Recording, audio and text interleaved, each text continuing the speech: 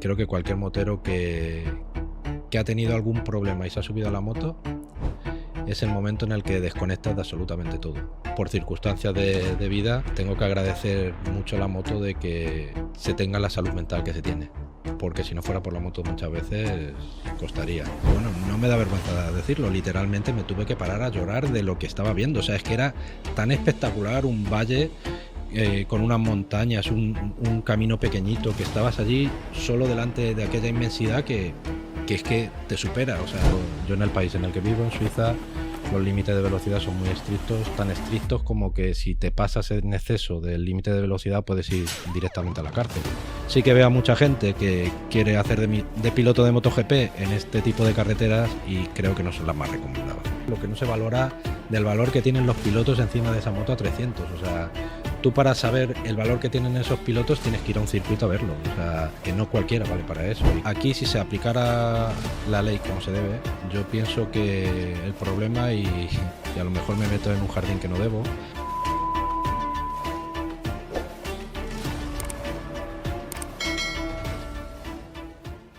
Bueno, Ernesto, bienvenido al canal, tío. Eres un crack de lo que son las rutas de motociclismo y para mí te quería preguntar sobre, para la gente principiante, ¿cuál es la ruta que recomiendas para empezar a moverse en moto? Bueno, lo primero, si me lo permitís, quiero agradeceros aportar este granito de arena a este gran podcast, que siempre os digo en los comentarios que estoy muy contento de que alguien se haya atrevido a abrir tanto el foco en este mundo de las motos y habéis aportado tantos puntos de vista diferentes que creo que merece la pena que cualquiera que tenga un poco de interés por las motos os siga, porque cubrís todas las facetas del motociclismo, que creo que es lo que hace falta hoy en día. Así que muchas gracias. A ti, tío. Gracias a ti.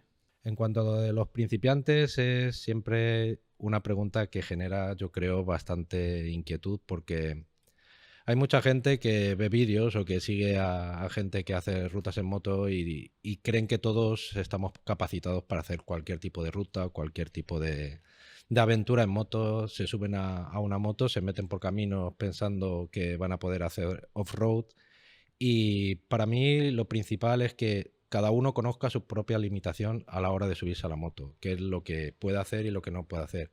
Y antes de aventurarse a una ruta larga o de hacer grandes aventuras de muchos kilómetros, yo mi recomendación es que lo primero, obviamente, que prepare la moto antes de salir, que prepare la documentación que crea que vaya a necesitar, que para ello hay que hacer un poco de trabajo de investigación, dónde voy a ir, cuáles son los requisitos legales, qué es lo que está permitido, qué no está permitido, qué me puede pasar si, y después en función de la moto que se tenga, pues adaptar un poco la moto.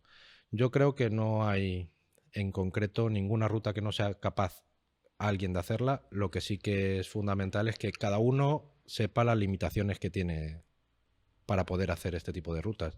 Si alguien no está acostumbrado a hacer 4 horas encima de una moto y se plantea una ruta de 6 horas, pues es obvio que no lo va a conseguir y que al segundo día se va a bajar y va a decir que ya no quiere hacer más rutas de moto. Con lo cual, pues como todo, requiere un poco de preparación, un poco de entrenamiento, entre comillas, y saber lo que se va a hacer y cómo se va a hacer. Bueno, antes de continuar con la siguiente pregunta, agradecer a Virresin1 por ser sponsor del canal y Audio-Técnica por estos micrófonos. Y entonces, ¿cuál crees que es la mejor moto o mejores tipos de moto para ir de ruta? Porque hay tipos diferentes, yo creo que cada uno puede tener sus preferencias, pero para ti, ¿cuál es la mejor moto para ir de ruta? Yo creo que ahí, como decía al principio, eh, más que la flecha es el indio. O sea, quiero decir, tú puedes llevar cualquier tipo de moto y llevar cualquier tipo de ruta. Lo que es obvio es que con una R no te puedes meter por caminos, eso es obvio. Si ya te quieres meter por ruta de montaña, por carreteras muy reviradas, las R tampoco son los más adecuados. Ahora mismo, pues diría que Naked o Trail Maxi Trail son las motos más polivalentes para hacer este tipo de rutas. Lo primero, por las exigencias, por el tipo de terreno que te puedes encontrar. Es verdad que por centro de Europa las carreteras suelen estar bastante bien pavimentadas y no suele haber problemas, pero ir con una moto R, pues tienes que estar parando cada media hora para hacer descansos. Y después las curvas muy cerradas, el famoso Stelvio, que supongo que hablaremos a lo largo de la entrevista de él, pues ya vemos lo que pasa en las motos R, que en una carretera estrecha, con poco espacio, con mucha aglomeración de tráfico y todo esto, pues no son las más adecuadas. Pero sí que es verdad que lo principal es que, como digo, la persona que lleva esa moto se atreva a hacer la ruta, que tenga la motivación de poder hacer una ruta y tener la preparación para poderlo hacer, porque por mucha moto que lleves, si no has hecho nunca muchos kilómetros o no has hecho puerto de montaña, o una cosa que la gente no tiene en cuenta, cuando estás en un puerto de montaña a 2000 metros con una carretera estrecha y un acantilado a un lado, ha habido mucha gente que lo ha pasado muy mal porque tienen vértigo o miedo a las alturas. Y hay muchas carreteras que a lo mejor, lo que digo, tienes un acantilado de 200, 300 metros de caída y hay gente que no puede, se bloquea, tienen que ponerse a un lateral que a lo mejor en un sentido es posible, pero a lo mejor en el otro no, y lo pasan mal. Son pequeños detalles que parten de lo que hablábamos al principio, la falta de preparación, la falta de mirarte lo que necesitas hacer antes de empezar una ruta, que creo que es fundamental. ¿Cómo serían esos pasos para buscar una ruta y encontrar la ideal para ti? Yo creo que una vez que tienes decidida más o menos lo que quieres hacer, tienes que indagar desde distintos puntos de vista. Hoy en día yo creo que con la tecnología que hay y la cantidad de recursos que tenemos lo podemos ver fácilmente por internet, pues gente que lo ha hecho, distintas opiniones, distintas experiencias que hayan tenido unos y otros, y después buscar en la cercanía de donde cada uno viva, pues cosas similares en las que tú puedas hacer pues un poco de prueba antes de ir. Porque, porque cuando tú estás lejos de tu casa y, por ejemplo, no te has dado cuenta que el pantalón te roza, pues pasar 10 días con un pantalón que te roza, llegas a tu casa con heridas en las piernas, por ejemplo. O unas botas que tú pensabas, no, yo prefiero ir con un calzado que sea cómodo y llega y después se pone a llover y vas pues todo el viaje con los pies mojados. Entonces, lo primero, pues eso, la preparación de lo que es toda la ruta, mirar distintas cosas, mirar un poco también qué es lo que voy a necesitar durante este viaje. Al principio todos tendemos a llevarnos cosas de más y a por si acaso, al por si acaso, y al final te das cuenta que necesitas lo mínimo imprescindible y ya está. Un poco al principio pecas también de llevarte a lo mejor mucho material, mucho repuesto, mucha herramienta que después hoy en día, a no ser que vayas a sitios muy inhóspitos, es difícil que no encuentres dónde reparar algo si se te estropea. Y sobre todo y ante todo yo creo que es fundamental, y más porque todos tendemos a grabar nuestros viajes y a quererlos contar, y con los drones hoy en día, por ejemplo, una de las cosas que la gente comete muchas imprudencias a veces es conocer la legislación tanto a nivel de circulación, a nivel de seguros y a nivel de lo que nosotros vayamos a hacer. Límites de velocidad, por ejemplo, que cambian aquí en la Unión Europea dependiendo del país, pues ya sabemos que los límites de velocidad son distintos. Francia con España, que es lo más cercano, Suiza con Alemania, por ejemplo, o Austria, esos límites conocerlos y adaptarnos un poco también a cada uno de los sitios a los que estemos para, sobre todo, evitar problemas, sobre todo cuando no conocemos el idioma del país donde vamos. Y por lo demás, yo pienso que fundamental es eso, tener las cosas claras, prepararse bien y ponerse un poco en el peor de los escenarios, que nunca pasa, mejor, pero si pasa siempre estás preparado para esas cosas que te puedan ocurrir durante el camino. Sí, y yo viéndolo desde fuera, corrígeme si me equivoco, puede ser que haya dos tipos de perfiles que van a las rutas. Alguien que va a correr, a intentar sacar lo máximo de la moto, y alguien que va a disfrutar. Yo sinceramente, como vengo del mundo de la competición, no me gusta ir de ruta porque voy un poco limitado y ostras, a lo mejor no disfruto yendo lento. ¿Tú esto lo ves estos perfiles y ves que los que van rápido es peligroso? Claramente lo veo, y además quien me conozca y me siga sabe que lo digo y lo reitero 1000 veces. Sobre todo yo en el país en el que vivo, en Suiza, los límites de velocidad son muy estrictos, tan estrictos como que si te pasas en exceso del límite de velocidad puedes ir directamente a la cárcel y con multas muy, muy graves.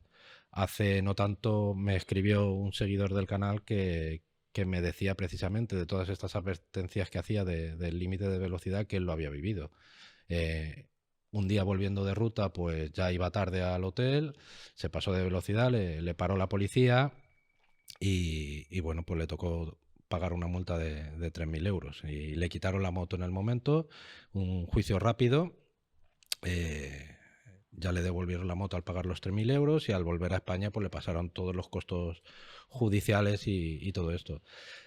Hay que tener en cuenta que además en la mayoría de los países de Centro Europa, por ejemplo, los radares ni siquiera están avisados. Por ejemplo, en Suiza no se avisan los radares, están todos escondidos. Y desde hace un par de años o 3, además hay policía de paisano que van con las motos vigilando a ver si la gente va en condiciones o no. Y eso en cuanto a lo que se ve, pero lo que no se ve y que también es peligroso, nosotros yendo por carreteras de montaña, sea el país que sea, pues puede que haya animales que han cruzado la carretera también, que dejan sus desperdicios. Y claro, en una carretera a 2.000 metros, en una curva cerrada con un precipicio que no veamos, pues una caca de una vaca, hablando claramente, te puede llevar a que te resbale la rueda y te vayas por el precipicio para abajo. Entonces, sí que veo a mucha gente que quiere hacer de piloto de MotoGP en este tipo de carreteras y creo que no son las más recomendadas. Entonces, se puede ir perfectamente a una velocidad legal, disfrutando, no hace falta que cedan mucho los límites de velocidad. Pero yo creo además que ya que mucha gente sueña con hacer este tipo de rutas, el ir a disfrutar, a hacer las paradas que sean necesarias, a ver el paisaje, a interactuar con la gente, comer comida de la zona, pues pienso que es mucho más interesante que el tener una desgracia que al final solo te lleva muchos gastos y muchos problemas, porque eso es otro de los problemas de cuando estás por ahí, que por ejemplo pues en Suiza es toda la sanidad es privada y todos los gastos que ocasiones del accidente los tienes que pagar tú también, o sea, los daños de la carretera, el transporte. Hay que tener en cuenta que en un puerto de montaña no van a recogerte en ambulancia si tienes un accidente, van en helicóptero y entonces el helicóptero lo tienes que pagar después también. Entonces calcular, pues se va sumando y entonces pues... Mica, pabila, que estamos grabando. Que estamos grabando ya, tío. A ver, que es que me caí el otro día con la moto y he entrado en V-Racing 1 y buah, es que tienen todos los accesorios, ¿eh? La voy a cambiar entera. ¿Es ahí donde pediste que te llegaron en 24 horas? Sí, sí, sí. La verdad es que Roberto y su equipo son súper profesionales y si tienes algún problema te lo solucionan enseguida. ¿Y cómo entro yo ahí? Pues a ver, espabila, que te lo dejo en la descripción. vracing1.com en la descripción. Hostias. Te puede salir la broma bastante cara. Y comparando un poco con España, con Suiza, ¿tú crees que eso se debería implementar aquí también para que no pasaran tantos accidentes? Hombre, ¿a qué te refieres? ¿A los límites de velocidad? Sí, límite, la normativa de, pues, si haces algo lo pagas tú. Yo creo que en general aquí si se aplicara la ley como se debe, yo pienso que el problema, y a lo mejor me meto en un jardín que no debo, más que recaudar debería ser unas medidas preventivas, el que la gente supiera a lo que se expone. O sea, no, si tú no te hace daño al bolsillo, pues lo vas a seguir haciendo. Y esto hay un caso que siempre cuento, que allí no solo las multas son altas, sino que además son proporcionales a lo que la persona tiene de poder adquisitivo.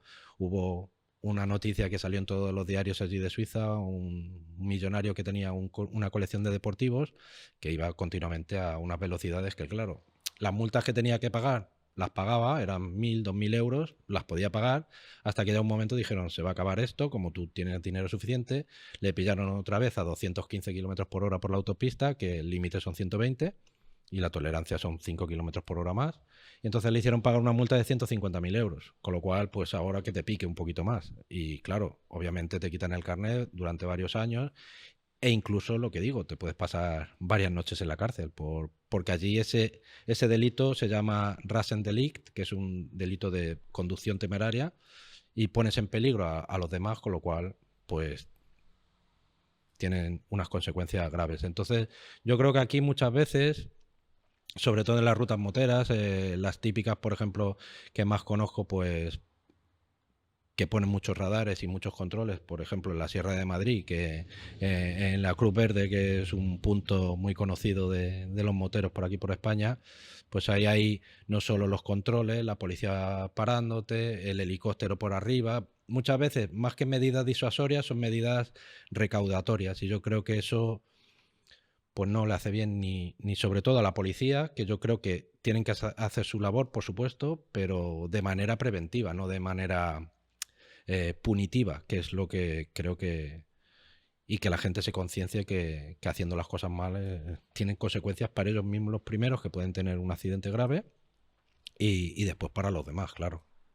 Entonces, ¿tú consideras que, por ejemplo, ir a correr con una R no tiene ningún sentido y simplemente vale la pena más pues tener una moto un poco más cómoda, un poco más naked, rollo pues una trial, que puedas ir también por caminos, ¿no?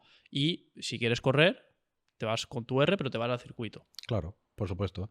Es que además para eso están los circuitos para correr. O sea, yo creo que se puede hacer con una R muchas rutas muy divertidas, con carreteras más anchas. No hace falta que te vayas a una carretera estrecha de montaña. Obviamente, cuanto mejor y más ancha carretera, peor paisaje. Más o menos proporcional. Cuanto más ancha y mejor la carretera, peores paisajes.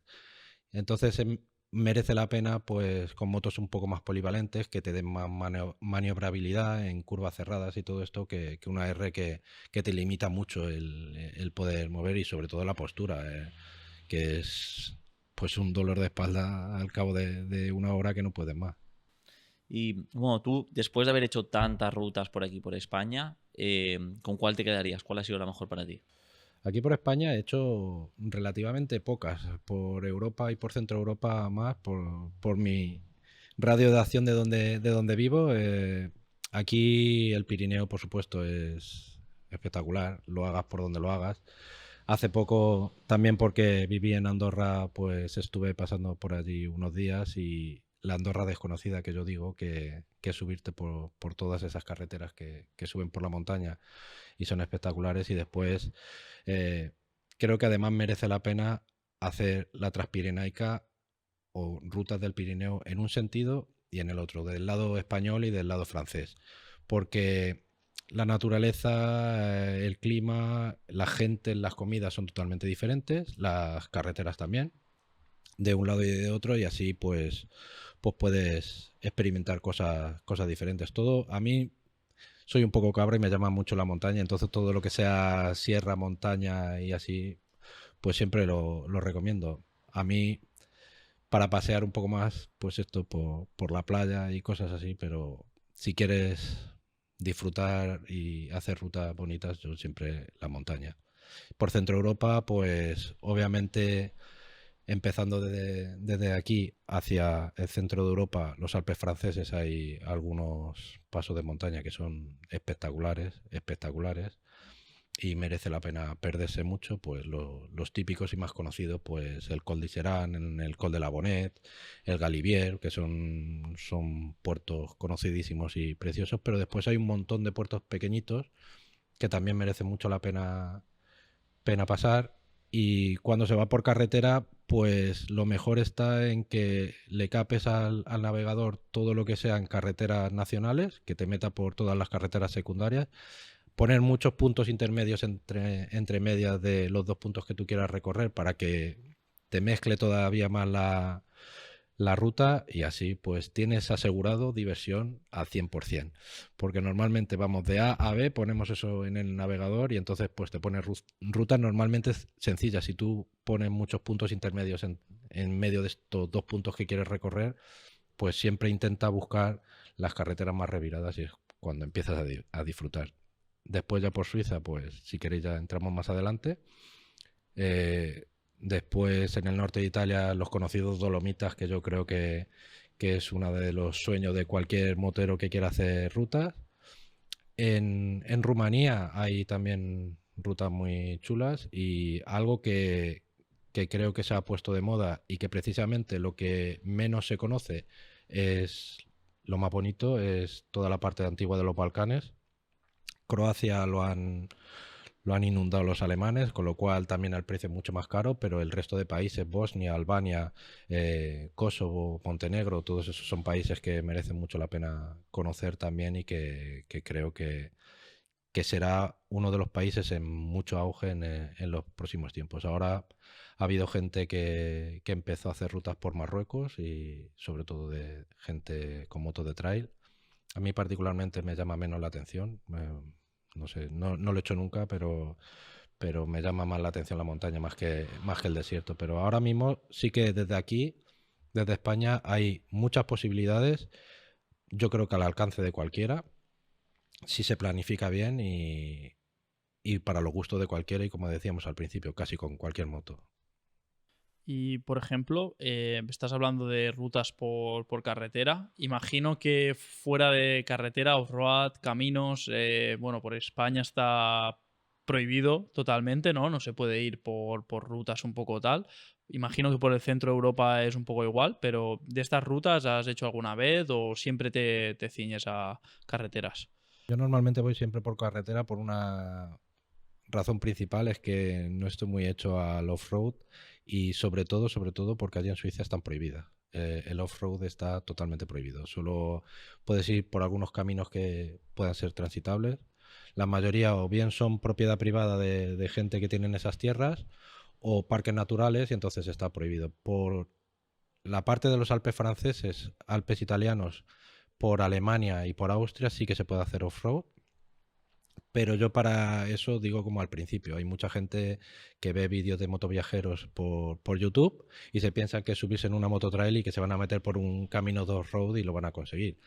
Eh, Pienso que es fundamental hacer la formación adecuada como cualquier tipo de moto, pero esto con más razón.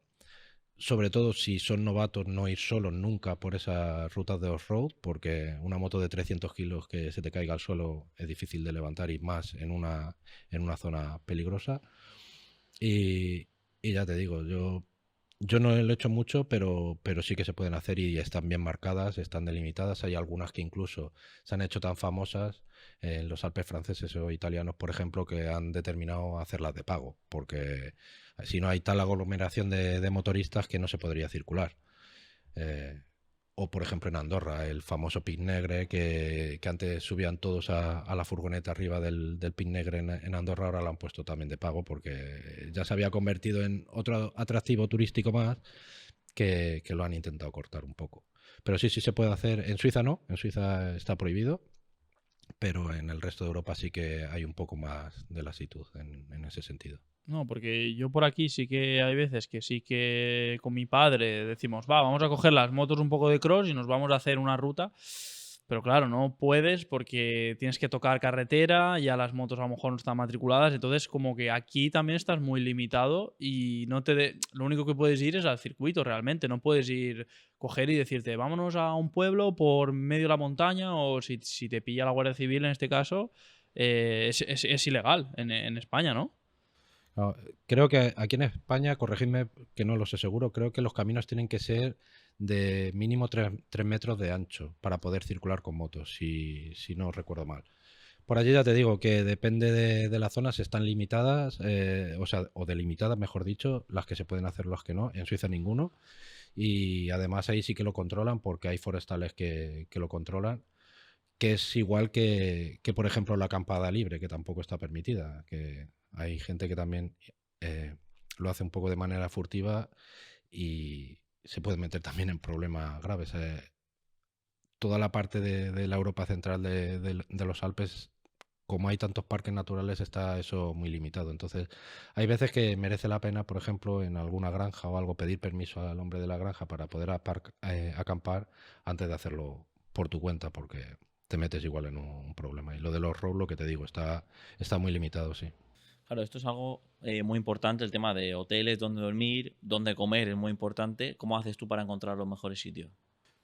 Yo la verdad es que eso es algo que también genera mucha polémica a la gente que me pregunta, porque yo soy de la opinión que cuando planeas una ruta y te tiras pues prácticamente todo el día en moto, hay gente que le gusta, yo lo respeto, pero yo no soy de irme de camping porque prefiero dormir seco en una cama por muy malo que sea el hotel, antes que en una tienda de campaña. Hay gente que piensa que no es aventura o no es un viaje de aventura si no duermes en una tienda de campaña.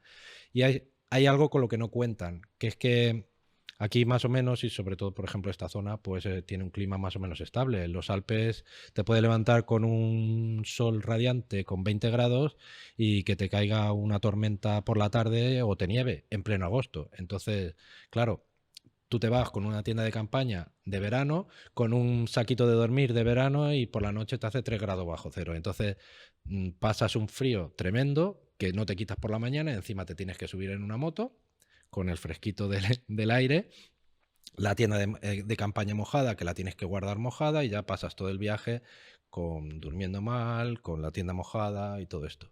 Yo respeto, ya digo, a quien lo hace. Mi recomendación es siempre huir de las zonas turísticas y de huir de las grandes ciudades para alojarte, sea bien en camping o sea en hoteles. Hay muchísima oferta, muchísima.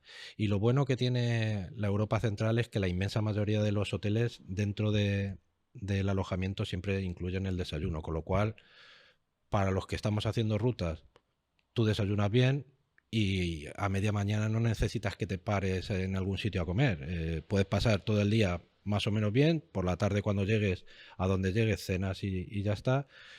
Es mucho más económico para la gente que se queja también de los precios de Centro Europa. Duermes bien, estás seco también y, y puedes aguantar mucho más, sobre todo si no se han tenido en cuenta las condiciones que decíamos al principio, de prepararte el viaje, de saber si puedes hacer tantos kilómetros o no, que es otra de las cosas que para intentar aprovechar la gente hace demasiados kilómetros por día, y si tú encima duermes mal, te ha llovido y todo esto, pues es el conjunto perfecto para arruinarte un viaje. Entonces, Y para prepararte un viaje, para saber un poco los sitios que vas a ir, lo que hemos dicho, hoteles, tal, ¿tienes algún tipo de aplicación o cómo lo haces? ¿Por Google Maps simplemente? ¿Vas buscando o vas un poco a la aventura? yo soy una persona que me gusta dentro del caos tener un poco de orden. Entonces yo siempre me intento preparar lo máximo posible, aunque cada vez más me dejo sorprender. Yo veo más o menos la zona, lo que quiero ver, dónde quiero dormir. Y los hoteles, yo en particular, por ejemplo, que siempre intento quedarme en hotel, los busco con antelación porque en verano suele haber bastante masificación. Entonces, o bien lo reservas con antelación para tener mejores precios, o hay uno de los trucos en una aplicación que todo el mundo conoce, que es Booking, que a partir de las 6 de la tarde normalmente los hoteles ponen precios más baratos para llenar los hoteles si se tienen. Yo normalmente lo que digo, lo único que utilizo es el sentido común, lo primero, el salirme de las zonas más turísticas y más aglomeradas y buscar pues algo sobre todo típico. No irme al típico hotel de 4 estrellas, sino que hay veces que tenemos un concepto también aquí quizá equivocado y lingüístico además, porque pensión en esa zona de allí es un hotel sencillo, pero es un hotel que te va a dar todas las garantías, que puedes dormir muy bien a un precio económico, o la gente que vaya con un presupuesto un poco más ajustado, hay incluso pues habitaciones de muchas camas con baño común, por ejemplo, tipo albergue, que eso es muy típico de la zona del centro Europa de los Alpes, que te puede salir mucho más barato que un camping, pero estás entre 4 paredes. Esto es algo que la gente no suele conocer, pero es una opción también muy interesante, sobre todo, por ejemplo, si vas en grupo. Gente que vaya solos o en pareja, a lo mejor pues no quiere meterse con gente que no conoce a dormir, pero gente que se juntan y queremos hacer una ruta por los Alpes, pues esto sería otra opción para ahorrar dinero. Pueden quedarse todos en la misma habitación y les sale mucho más económico. Entonces, yo sobre todo el sentido común, el que sabes que si tú te vas a ir al centro de Viena, por ejemplo, por decir algo, en Austria, te va a salir mucho más caro que si te vas a un pueblo a 30 kilómetros. Y total, pues lo mismo te da. Y, por ejemplo, en cuanto a material, equipamiento y todo eso, ¿qué es lo que recomiendas llevar? Porque antes has mencionado que, bueno, al final siempre llevas cosas de más. ¿Y cuál sería para ti lo principal y lo esencial que debería llevar un motorista en una ruta? Yo lo que recomiendo sobre todo es que antes de salir tengas todo en condiciones, tanto el motorista por sí mismo como la moto. No llevar las ruedas que voy a terminarlas de gastar o me falta poco para pasar la revisión. Yo antes de salir llevaría la moto en perfectas condiciones, porque una desgracia, una avería te puede pasar en cualquier momento, pero minimizas cuando tú llevas todo en orden. Y pasar una revisión antes de un viaje largo, bajo mi punto de vista, es fundamental. Después, a la hora de la equipación o de lo que necesitas para llevar, pues lo que digo, al principio pecas de llevar muchas cosas, sobre todo para cuando te bajes de la moto. Si estás todo el día con la moto, lo que necesitas es una buena equipación de moto, ir con protección completa, con una chaqueta que te sirva para cualquier tipo de imprevisto que te suceda, los pantalones, las botas, los guantes, el casco, lo típico. Eh, si vas a una zona de montaña, algo siempre de abrigo, porque te puede pasar de todo. El traje de lluvia imprescindible, o sea, eso imprescindible porque da igual la temporada del año que sea, te puede llover, aunque ya digo, haya 30 grados por la mañana, las tormentas son muy típicas, sobre todo en los Alpes por las tardes.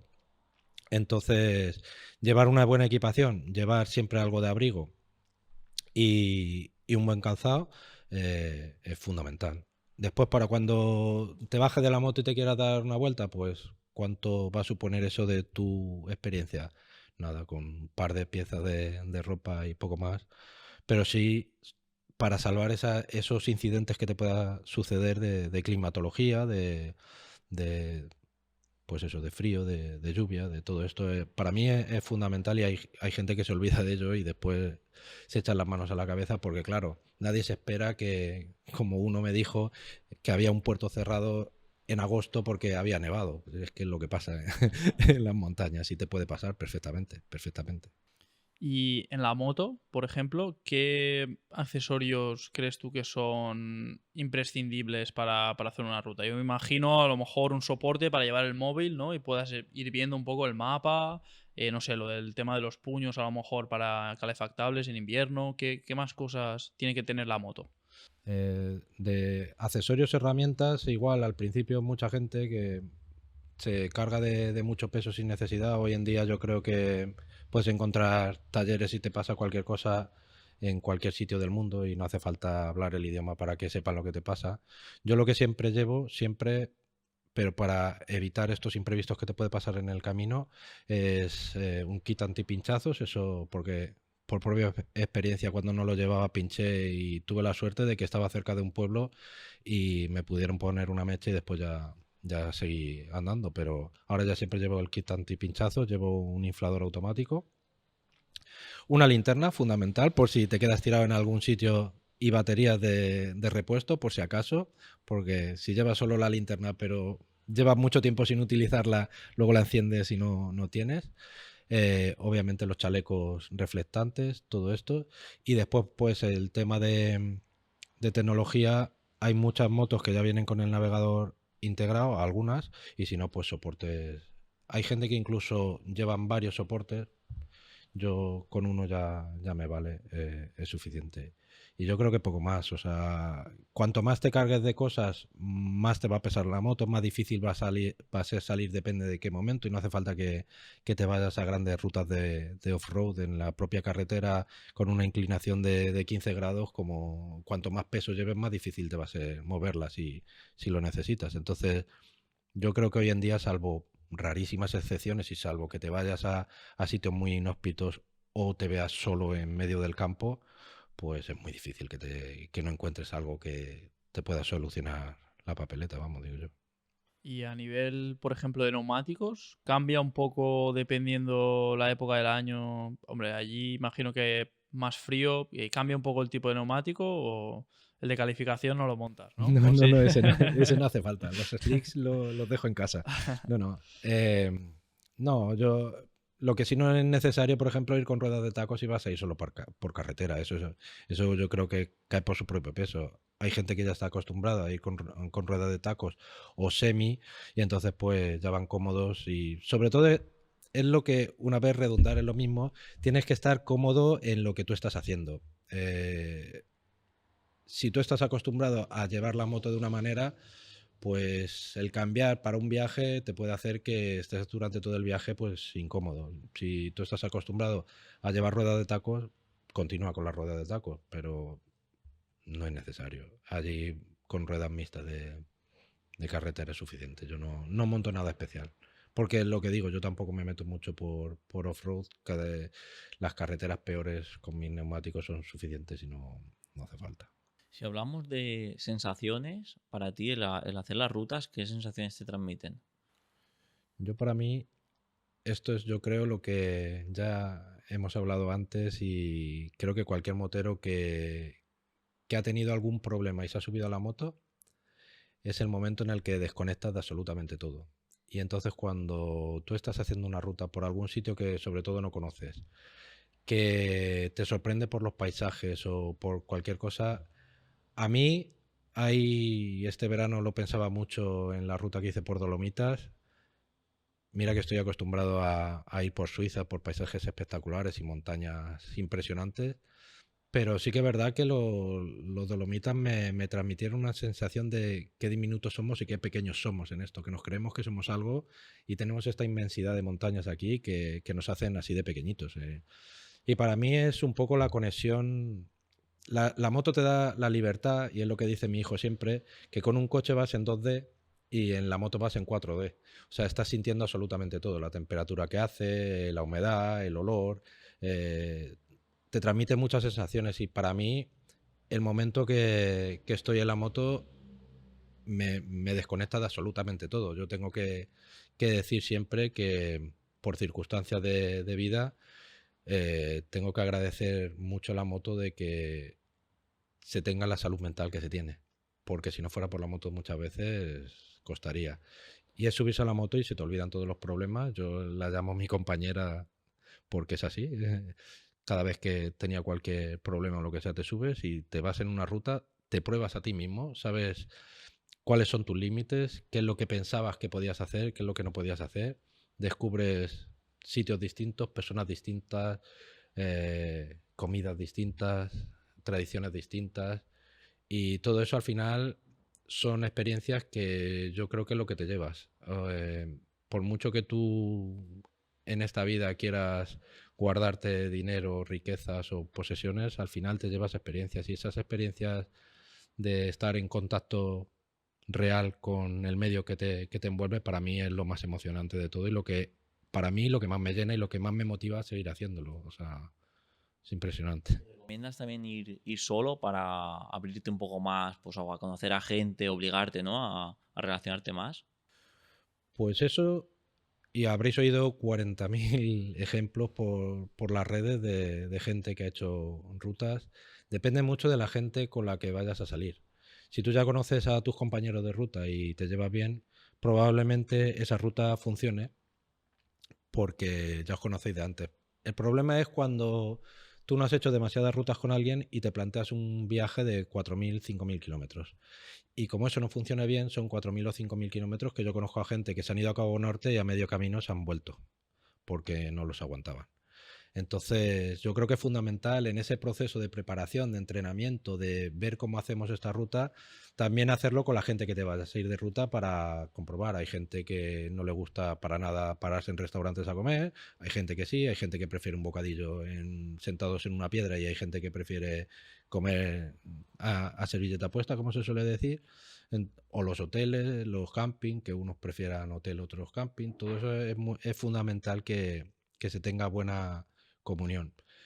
Yo, por ejemplo, el mejor compañero de rutas que tengo es mi hijo, que es igual de loco que yo, cuando hacemos rutas en verano. Pero si no, yo casi siempre suelo ir solo porque soy bastante pesado. Me paro mucho, me gusta mucho descubrir y a lo mejor voy por una ruta que ya tengo preparada y veo una carretera a un lateral y digo, pues, ¿y qué habrá ahí?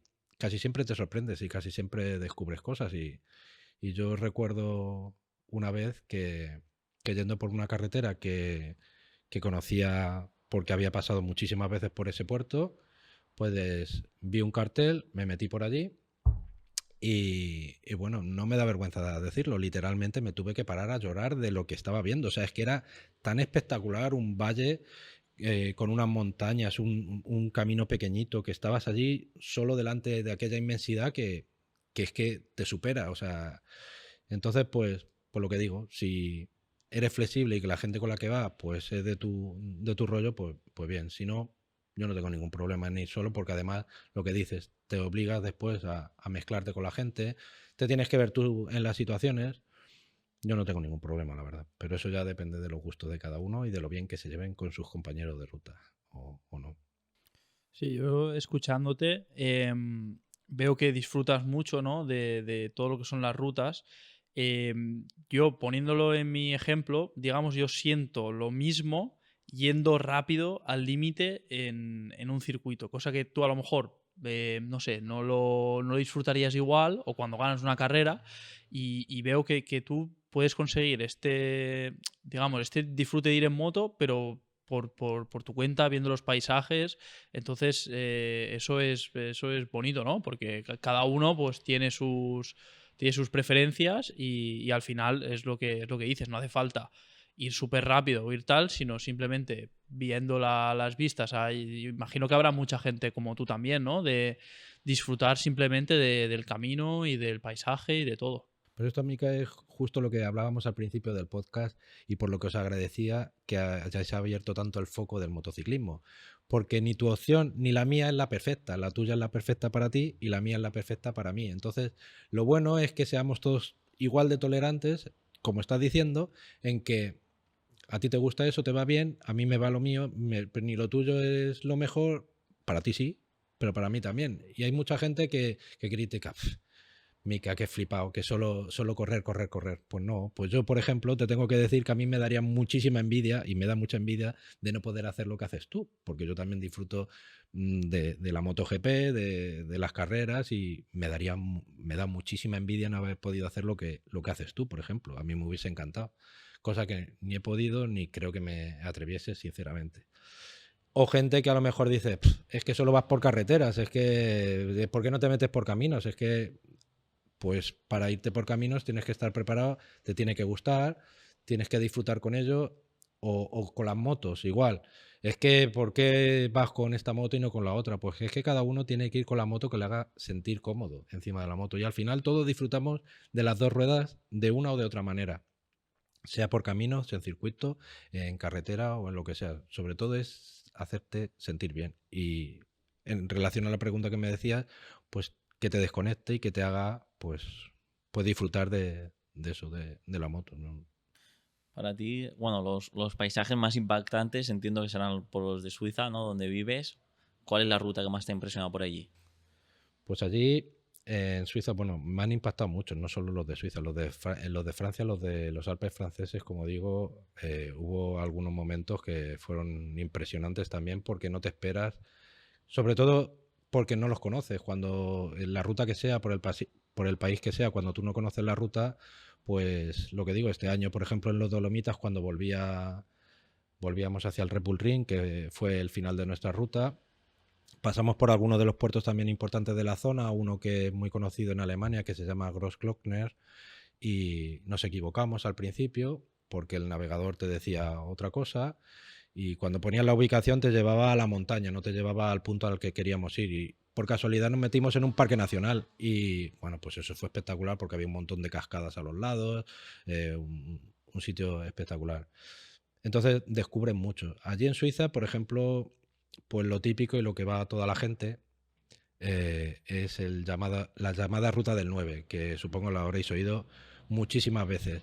Y esto es algo que siempre discuto con toda la gente que me pregunta, porque nadie sabe decirme realmente cuál es la Ruta del 9 para ellos. Yo siempre digo que esto ha sido algún invento de algún español para intentar optimizar el tiempo y los recursos de la mejor manera posible, porque si tú vas allí a Suiza y preguntas a cualquier suizo la Ruta del 9, nadie te va a saber responder porque no existe allí la Ruta del 9.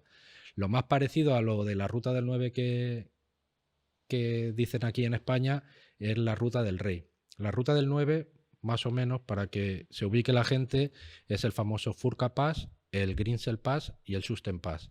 Y hay algunos que unen el Nufenen Pass, otros el Gotthard Pass, otros el Overall Pass, otros que dicen que entra todo, otros que no saben muy bien decirte Entonces allí lo que sí que se conoce es la ruta del Rey o Königsroute, que se llama, que es el Furka Pass, el Grimsel Pass y el Susten Pass. Es una ruta circular que esa es espectacular porque eso hay que verlo, pero ¿cuál es el problema? Que toda la gente va a hacer eso y en verano está súper masificado.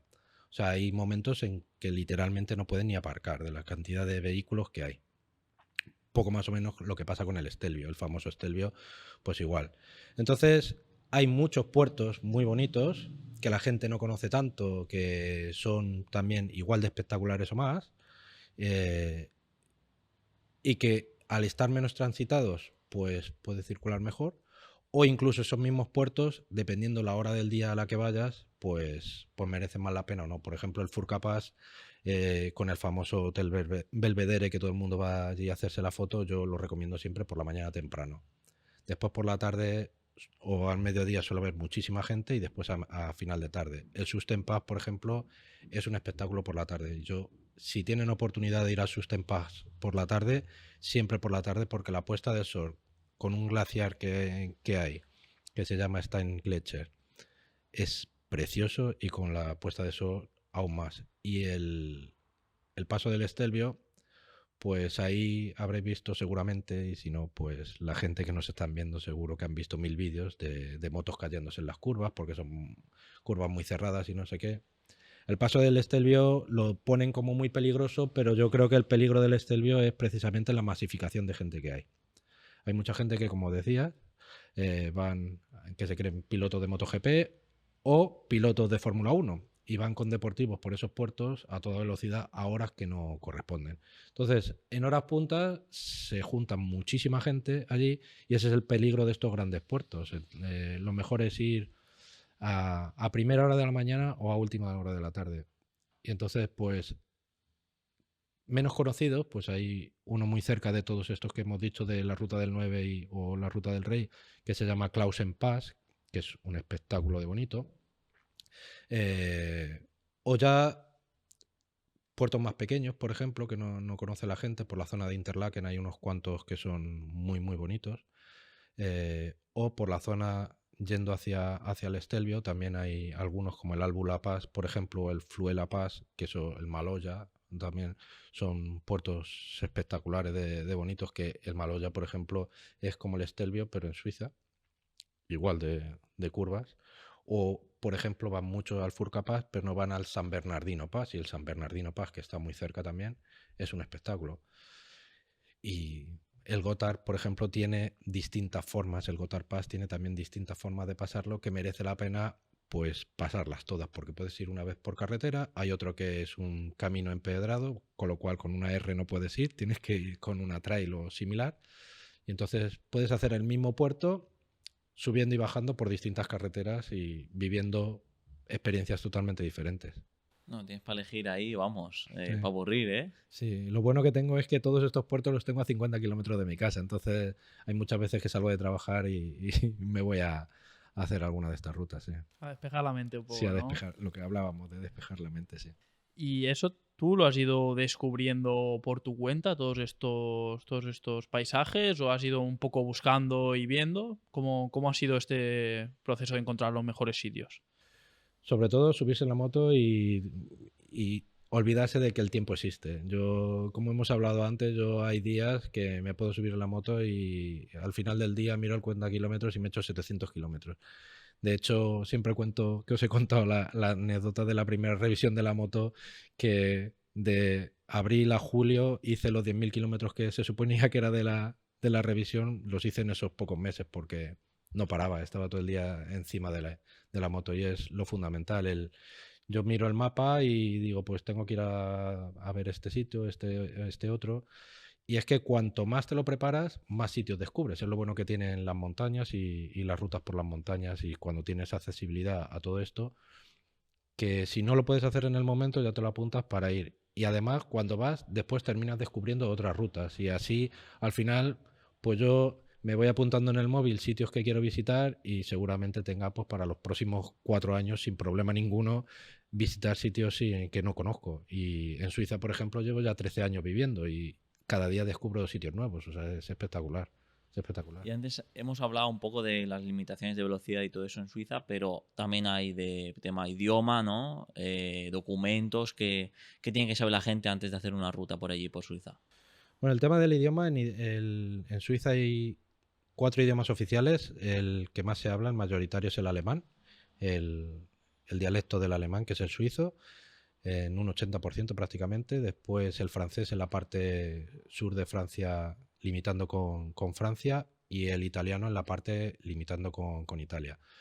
Lo que pasa es que ellos están tan acostumbrados a hablar otros idiomas que normalmente, por regla general, pues intentan entender a todo el mundo. En cuanto a documentación y cosas más o menos necesarias para ir por allí, algo que es muy importante tener en cuenta es que en Austria, en Francia, en Italia no hay ningún problema, pero en Suiza no es miembro de la Comunidad Económica Europea. Entonces, aunque tiene ciertos acuerdos, hay cosas que hay que tenerlas en cuenta antes de salir. Por ejemplo, que nuestro seguro tenga incluido Suiza si pasa alguna cosa con la moto. Normalmente suelen tenerlo todo, pero hay que asegurarse que eso lo tiene. Y sobre todo el seguro de salud. Con la tarjeta sanitaria en Suiza, si tienes algún problema, te cubre, pero te cubre como nos cubre a los que vivimos allí en Suiza, que es un 90%. Nosotros, la sanidad es privada y pagamos un seguro de salud que cubre un 90% de los gastos sanitarios. El 10% restante siempre te lo pagas tú. Entonces, la tarjeta sanitaria europea, que es totalmente recomendable si vas por Europa que la lleves, solo te cubriría un 90% de los gastos sanitarios. Claro, al ser un sistema privado, como digo, pues si tienes la desgracia de que te pasa cualquier cosa, pues ese 10% restante lo tienes que cubrir todo, y si nos ponemos, lo que he contado antes, en un accidente sin demasiadas consecuencias, pues pongamos que te tiene que recoger un helicóptero porque te has hecho daño en una pierna y te tienen que llevar a un hospital a que te hagan una radiografía. Pues son 6.000 euros que te puede costar el helicóptero, pagas el 10%, 600. La atención en urgencias, más o menos de media, el que te atiendan en urgencias, la analítica, placas, radiografías, todas estas cosas, pues otros 600, 700 euros. Ya son otro tanto que te llevas. Con lo cual, pues no cuesta ningún trabajo que si vas a ir por allí, lleves un seguro además adicional.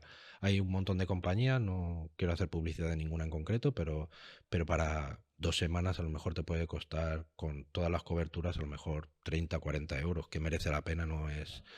Hay algunas tarjetas de crédito que también incluyen todo este tipo de problemas, y te evitas el que tengas que pagar.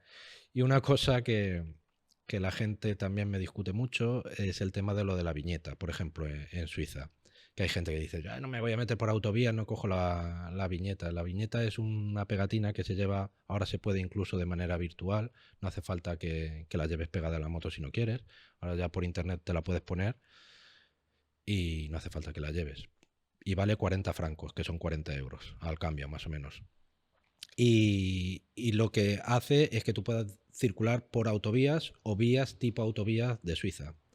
Claro, la gente va con la idea de que yo no me voy a meter por autovías porque es una aburrida, yo solo voy a ir por carreteras nacionales, y no se dan cuenta que, lo que digo, por a lo mejor no haberse preparado bien la ruta, pues no se dan cuenta que allí en Suiza las carreteras están señalizadas justo al contrario que aquí en España.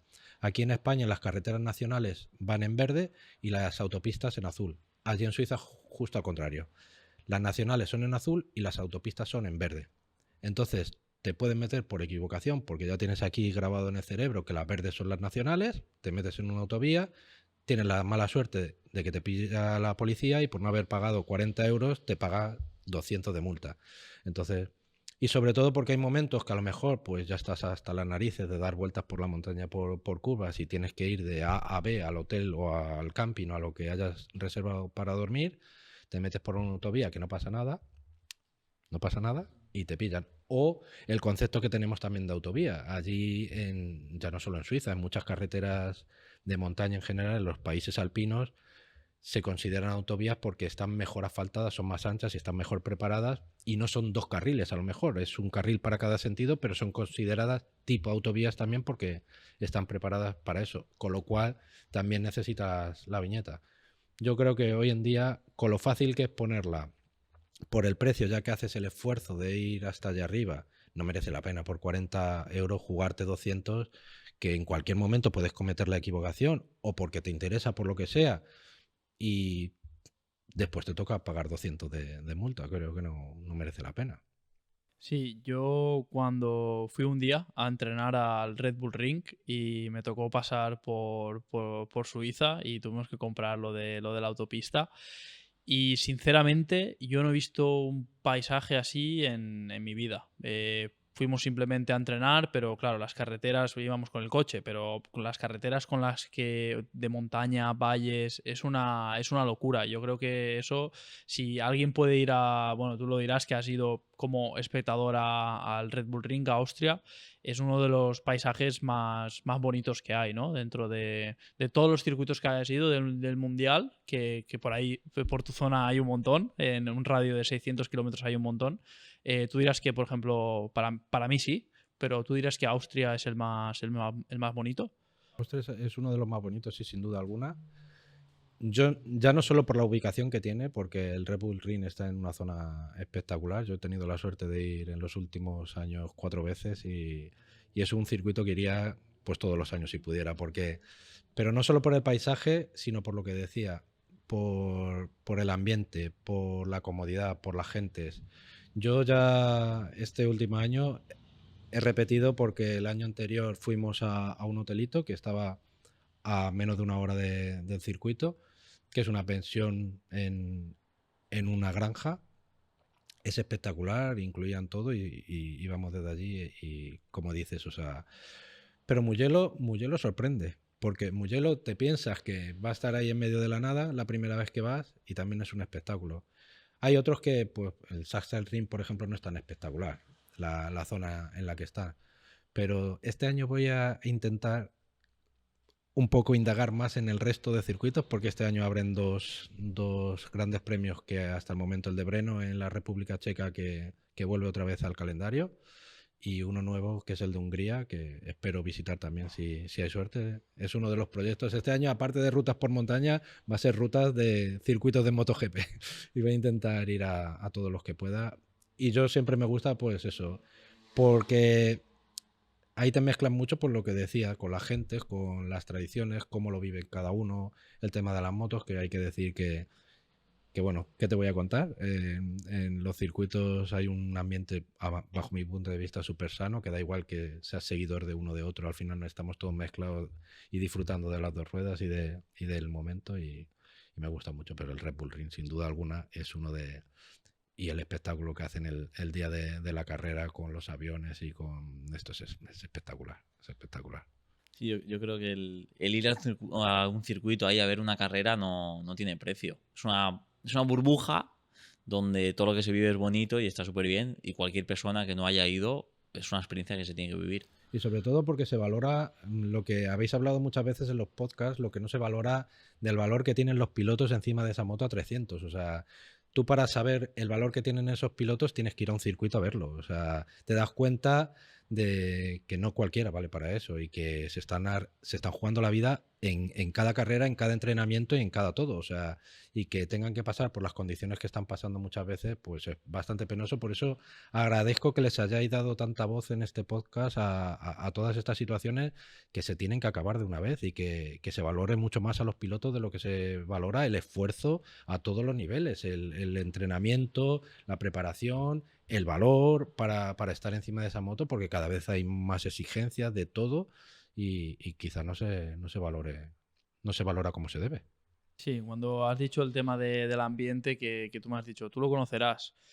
Yo estoy en el otro lado. Yo estoy en el lado de la burbuja que ha dicho un poco Rodri. Ahí cuando estás metido dentro del paddock, digamos que tú solo estás centrado en lo que pasa en la pista y realmente disfrutas poco de todo lo que hay fuera, ¿sabes? De todo el ambiente de la gente. Yo creo que como aficionado, en este caso se disfruta más y puedes valorar más lo que es todo el tema de las carreras. Al final el piloto llega al aeropuerto, coge el coche, se va al circuito, del hotel al circuito y al aeropuerto otra vez. Entonces es un poco, el ambiente es un poco diferente, pero obviamente se disfruta en la pista, que el aficionado puede, pero ya te digo yo que de aficionado, estando más tranquilo con tu refrigerio ahí en la grada, pues se pasa mejor. Y se pasa además bien en lo que hablábamos en enlace con lo que llevamos hablando estos minutos de la ruta, porque también en la ruta te encuentras a mucha gente que van a los circuitos o que vuelven y eso es muy divertido y muy agradable. En cada país cómo lo viven de manera diferente. Lo pasionales, por ejemplo, que son en Italia, en los circuitos, y los cerveceros que son en Austria, por ejemplo. Sí, sí, es una manera totalmente diferente de vivir todo. Y en cuanto, volviendo un poco antes a lo de las rutas, habrás vivido muchísimas cosas en carretera. ¿Cuál ha sido lo más impactante o lo más loco que has podido vivir en una ruta? Pues tendría que pensar. ¿En referencia a qué concreto? Te habrá pasado de todo, ¿no? Habrás visto, pues, algún loco con la moto, algún loco con el coche, no sé. Sí, bueno, locuras y locos con motos y con coches. Por eso yo creo que para que te respeten tienes que dar tú también un poco ejemplo y hacer que te respeten. Eh, entonces creo que nos hacemos un flaco favor cuando los motoristas vamos por sitios que no debemos a velocidades o en condiciones que no debemos. Eso por una parte, pero sí que he visto, pues por desgracia, cosas graves, accidentes, gente pues que por no respetar las normas, ya no solo motociclistas, sino otros vehículos, pues autobuses despeñarse por acantilados, cosas así, pues es complicado. Cuando ves una cosa así es complicado y más yo que de profesión soy enfermero, pues te impacta. Y condiciones climatológicas, lo que digo, de levantarte por la mañana, hoy qué buen día, hoy para hacer una ruta, vas tranquilo y de repente pues se te pone a granizar o cosas así, o crecidas de agua, cosas así que no sabes muy bien qué hacer. Sí, pero eso es parte, yo creo, de la aventura. Y por eso decía que no hace falta irte a Tanzania para vivir buenas aventuras, que claro, que es legítimo y que cada uno sabe lo que quiere y lo que debe hacer, pero que dentro de un radio de acción, digamos, no muy amplio, puedes vivir muchas situaciones muy interesantes. Y sí, por eso es lo que vuelvo a repetir del principio, tienes que estar preparado siempre para el peor escenario, para que en caso de que te ocurra algo, puedas, pues no caer en ese problema, sino saber salir de una manera solvente, ¿no? Y hablando del clima, ¿existe también alguna aplicación para ver el clima o cuál utilizas tú y recomiendas? Bueno, ahora, hoy en día, como en todas las facetas de cualquiera de las cosas que hagamos, en Internet podemos encontrar de todo, pero yo sobre todo utilizo las oficiales del clima del país en el que esté. Y sobre todo, dentro del clima, lo que se llama el radar meteorológico, o sea, el movimiento de las nubes que va haciendo el que se prevé que va a hacer las nubes. Así, cuando planificas una ruta, puedes ver más o menos si las nubes, sobre todo las que van cargadas de lluvia, van a pasar por la ruta por donde tú vas a hacer y esquivarlo, y eso lo he utilizado y me ha servido en muchas ocasiones, el, el utilizar este radar meteorológico, porque hay veces que no cuentas con ello y te metes justo en el ojo del huracán. Entonces, en Suiza hay una aplicación oficial que se llama meteoswiss.com, y ahí en el radar meteorológico te pone a tiempo real cómo se van a mover aparentemente las nubes. Entonces es lo que digo, en cualquier momento del año te puede hacer cualquier tiempo de lo que sea. Entonces es bastante interesante a la hora de planificar una ruta, más que la previsión general con los solecitos o las nubes o lo que sea, cómo se van a mover las nubes, porque así puedes decir, pues en vez de irme por este lado que tenía planificado, me voy a ir por este porque las nubes justo van a... y haces un rodeo de la nube y te evitas todo el problema.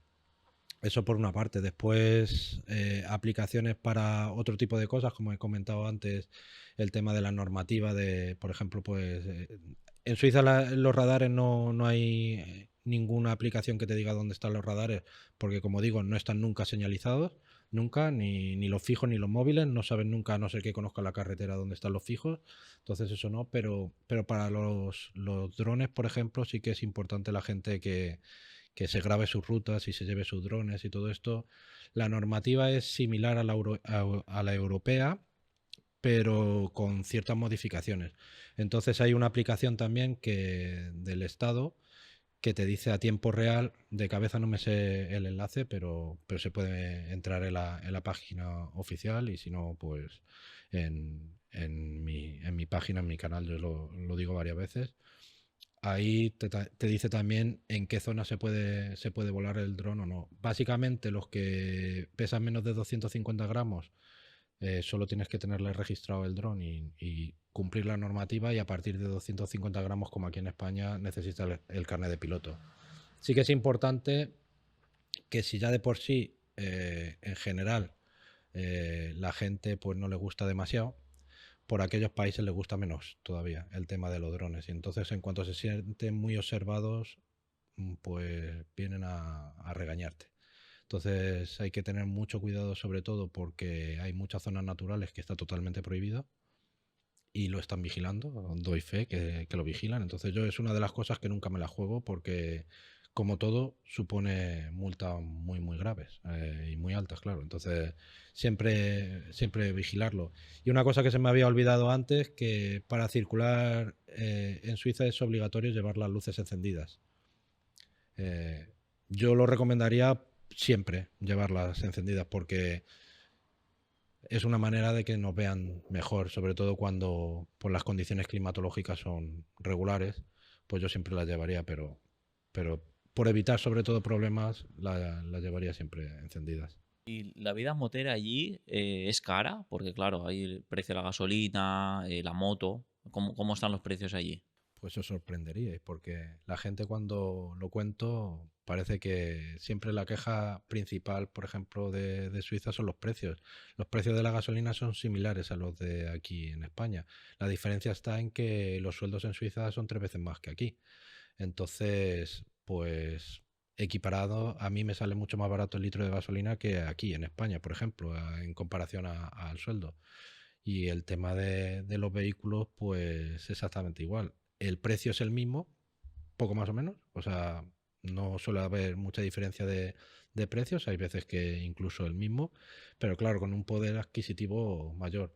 Allí sí que es verdad que hay una cultura motera en general en el centro Europa. Yo creo que a lo mejor también Mika lo ha visto, que todo centro Europa tiene mucha cultura motera.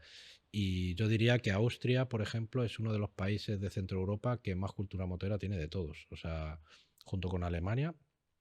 Suiza, yo creo que creció mucho con los últimos, digamos, pilotos más conocidos, como Lüthi y Egerter, que le dio también un poco de renombre a Suiza.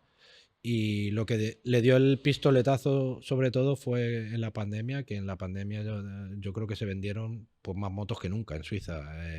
Además es bastante equitativo, hombres y mujeres, o sea, te encuentran muchísimas mujeres por la carretera. Y entonces, pues como estaba toda Europa cerrada y nosotros vivimos ahí como Asterix y Obelix en una isla, ahí nosotros no teníamos restricciones de nada, podíamos ir a todos los sitios, pero no podíamos salir de Europa, pues se vendieron muchísimas motos, muchísimas. Y todos los suizos que salían antes de vacaciones a todos los sitios, con las restricciones, pues se quedaron allí. ¿Qué hacemos? Pues nos compramos motos. Y se compraron muchas motos. Entonces, sí que hay mucha cultura motera. En Austria, por ejemplo, y en Dolomitas, por ejemplo, hay muchas rutas específicas para moteros. Hay hoteles específicos para moteros. En Suiza también. Bike friendly, que llaman. Y entonces, pues también te puedes encontrar precios especiales, te puedes encontrar con este ambientillo, y es bastante interesante. Y no sé, en cuanto a precios y cosas así, como digo, más o menos como aquí no hay demasiada diferencia. Lo que sí que no se ve, que es otra de las cosas que siempre me critican, que no hablo mucho de otro tipo de marcas, o de, por ejemplo, el auge de las motos chinas aquí en España. Allí por Centro Europa no se suelen ver. Por lo menos en Suiza yo no conozco ningún concesionario de motos chinas, solo distribuidores que te la piden y te la dan si la quieres, pero no las hay. Y ya después, dependiendo de dónde vayas, pues obvio en Alemania más marcas alemanas como BMW, o en Austria KTM, pues cerca del Red Bull Ring prácticamente todas las motos que ves son KTMs, o sea, muchas. Y mucha cultura motera, mucha. Y a nivel de clima, porque claro, allí hace mucho más frío que aquí, limita un poco el hecho de ir en ruta al frío, a lo mejor las lluvias, porque aquí a lo mejor tienes 350 días buenos al año, allí será diferente y a lo mejor algún día pues que sale malo. Por regla general, yo digo siempre que para ir tranquilo es de mayo hasta octubre, principios de junio para no equivocarme hasta octubre, salvo raras excepciones. El año pasado, por ejemplo, hubo nevada muy tarde y todos los pasos se abrieron a mediados de junio, algo que suele ser poco habitual, pero que puede pasar. Entonces, para tener la seguridad de que vas a poder cruzar todos los pasos importantes de montaña, mediados de junio hasta mediados de octubre. El problema es que los Alpes sí que es verdad que, como dices, pues te puede hacer cualquier tiempo en cualquier época del año y por eso es importante siempre ir preparado.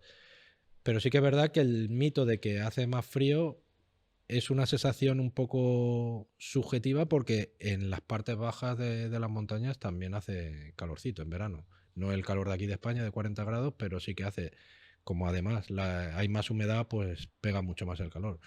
Otra vez más, es importante ir preparado para cualquier tipo de clima que te pueda hacer, de llevar pues ropa por si necesitas ponerte, por si hace más frío o lluvia o lo que sea, ir preparado para esas circunstancias que, como digo, te puede suceder en cualquier momento. Pero sí que estás limitado esos meses del año, por allí. Y lo que has dicho de los fans, que hay mucho buen rollo y tal. A ver, yo creo que si en Italia hace unos años te vas con la camiseta de Marc, tampoco creo que te dieran una palmadita a la espalda, ¿no? ¿O qué? ¿O hay mucho más de lo que se piensa? Pues yo la verdad es que la primera vez que yo fui a Mugello fue hace 4 años, en el 2021, si no recuerdo mal.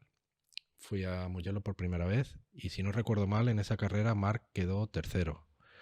Si no recuerdo mal. El primero fue Danilo Petrucci, el segundo fue, no me acuerdo qué, y el tercero fue Marc.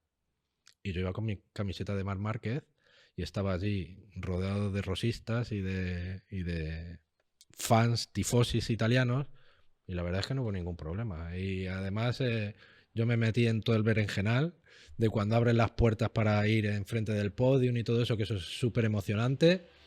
Y allí todos estábamos celebrando, todos, claro, a Marc cuando salió le pitaron, él se puso a reír, a hacer gestitos y no sé qué, no sé cuántos. Para mí nadie me dijo nada, ni ha habido ningún problema y de hecho, tanto en Italia como en otros circuitos, pues yo me acuerdo en el Red Bull Ring la primera vez que fui, estaba justo al lado uno de ahora se me ha ido el nombre, del otro piloto italiano, el que estaba antes con Ducati. ¿Dovizioso? Dovizioso, efectivamente.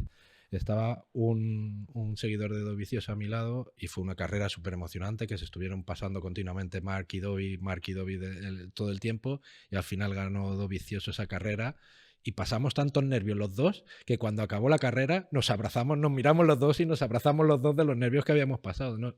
Eso me parece, por ejemplo, inimaginable un Madrid-Barça. Eso no pasa. Y eso en el motociclismo, pues la pasión yo creo que por las motos sí que pasa, yo creo. Enlazando un poquito esto, ¿cómo ves este Mundial 2025? Hay que decir que a día de hoy no ha empezado aún, han hecho los test, pero no han empezado las carreras, así que es un poco una opinión a ciegas. Bueno, yo creo que es evidente que este año, para mí, el mejor piloto tiene la mejor moto. Entonces, si le respetan las lesiones y no hay ningún problema así raro, debería este año, pienso, ganar Marc Márquez. Creo que quizá no lo que mucha gente dice de un paseo triunfal que va a arrasar, creo que va a ser bastante competido.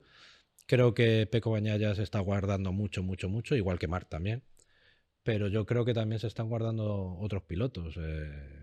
A mí me ha sorprendido mucho Marco Bezzecchi los test que ha hecho, que lo ha hecho estupendo. Yo pensaba, y todo el mundo decía, no daba un duro por Aprilia. Y este año, en los test por lo menos, pues después de la desgracia de Martín y ayer otra vez lesionado, pues peor No aún. corre, ¿no? No No corre Tailandia, Eh. seguro, y dicen que lo mismo tiene para 3 o 4 meses. Madre mía. porque ayer tuvo varias fracturas graves, entonces una de ellas de escafoides, con lo cual es justo pues una parte fastidiada. Pero bueno, vamos a ver lo que pasa. Yo creo que va a haber, y espero que sea competido. Yo creo que KTM ha llegado a un punto que se están guardando todos los cartuchos en MotoGP por el problema que están teniendo fuera de MotoGP, y creo que van a dar mucho más, sin duda alguna, de lo que están mostrando. Pedro Acosta para mí es un crack que seguro que va a estar ahí dando guerra porque ya la ha dado este año. Y yo uno que me sorprende, entre comillas, y creo que va a estar entre los 5 primeros, y me atrevería a decir a día de hoy que entre los 3 primeros, es Alex Márquez. Yo creo que Alex Márquez este año, si respetan, como digo, las lesiones y todo, va a ser segundo o tercero seguro. O sea, porque se ha hecho muy bien a la moto, está más en igualdad de condiciones que el año pasado con los de arriba. Y yo creo que mi top 3, mi opción, primero como marquista, Marc Márquez, Alex segundo, tercero, y tercero Bañaya. O segundo, depende de lo que haga Alex. En mi opinión, pero sobre todo yo pido que sea una lucha sana entre pilotos, que no haya ahí ninguna mano negra ni ayuditas, que ahí la escuela del 46 pueda ayudar con todos los pilotos que hay ahí entre medias de... Pero bueno, y esperemos, por favor, que también Martín se recupere pronto y pueda hacer algo. Bueno, pero que haya pique un poco, ¿no? Sí, Que haya claro. pique. Claro, si no, no nos interesa a Si nadie que no... sea fácil. Todo que haya pique, pero dentro de la competencia sana, que es lo que debe ser en cualquier competencia deportiva. ¿Y las Yamahas y las Hondas cómo las ves? Pues yo creo que a pesar de que en los test parece ser que han mejorado bastante, es evidente. Han hecho, para mí, Quartararo es un pilotazo, eso, vamos, creo que no entra en la cabeza de nadie decir que, bueno, todos los pilotos ahora mismo que están en la parrilla de MotoGP en un segundo, nadie puede decir que ninguno es malo, o sea, son todos buenísimos. Quartararo, yo creo que ha tenido la mala suerte de que Ducati dio ese salto que Yamaha y Honda no hicieron. Este año parece que en los test también han mejorado bastante. Me parece que no han llegado al punto todavía de Ducati, que esto, por desgracia, lo tendremos que ver en el 27 cuando todos se igualen otra vez, y ahí sí que se vean las diferencias entre pilotos, pero yo creo que este año, por desgracia, creo que le veremos ganar carreras, seguro.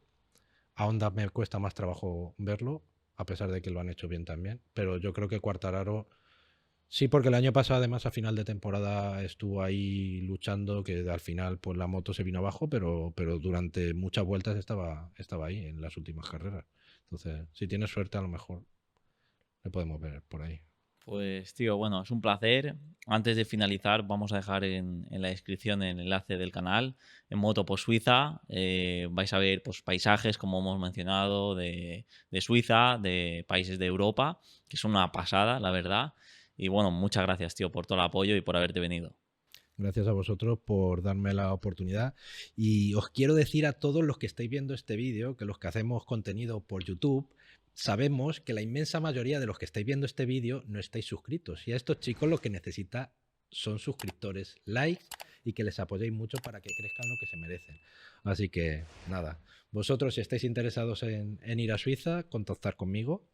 Yo tengo un proyecto muy, muy bonito que me gustaría tirar adelante, de acompañar a la gente por Suiza de manera más profesional, y quien esté interesado, pues que acceda a mi canal. En la descripción de mis vídeos están todos mis enlaces y mis contactos, y con gusto pues a ver si podemos tirar este proyecto adelante. Una vez más, agradeceros tenerme aquí, que ha sido cumplir un sueño, de verdad, como lo dije en su día, y nada, mucho éxito porque lo merecéis.